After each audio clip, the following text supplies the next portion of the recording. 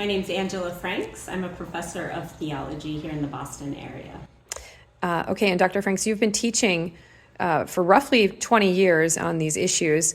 Why do you think it's important at this point in time that we start a master's in Catholic women and gender studies? There's a lot of narratives in the culture about what it means to be a woman, what gender is or isn't. And it's really important that the thousands of years of Catholic thought on these questions is offered to people in an academic setting.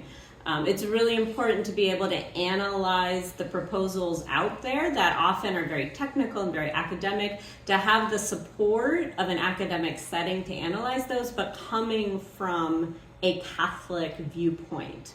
And so the programs at the University of St. Thomas, they really combine both of these really beautifully, that you have this academic framework where you're really looking at questions seriously and doing justice to the complexity of the issues on the one hand, but on the other hand, you're doing it with the guidance of people coming from a Catholic worldview. So this master's program has 4 accompanying graduate certificates, one in Catholic feminism, one in women's health and wellness, one in gender and family policy, and another in sexuality and gender. Why do you think it's important that we focus one of the certificates specifically on healthcare and the body? So why do you think it would be important for this to have a multidisciplinary approach? There's so many different elements that go into really being human, and in particular, therefore, into being sexed as either male or female.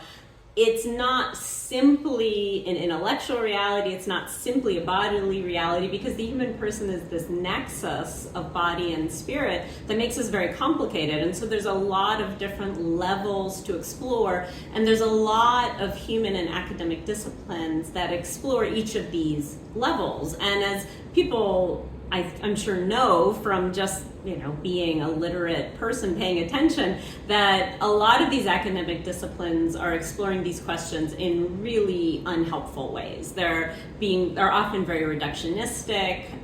They're not viewing the human person as the whole complex that the human person really is. And so offering these 4 different areas of specialty give people an opportunity to view this human reality of sex and gender from different particular angles, which are all necessary really to have in the conversation on sex and gender.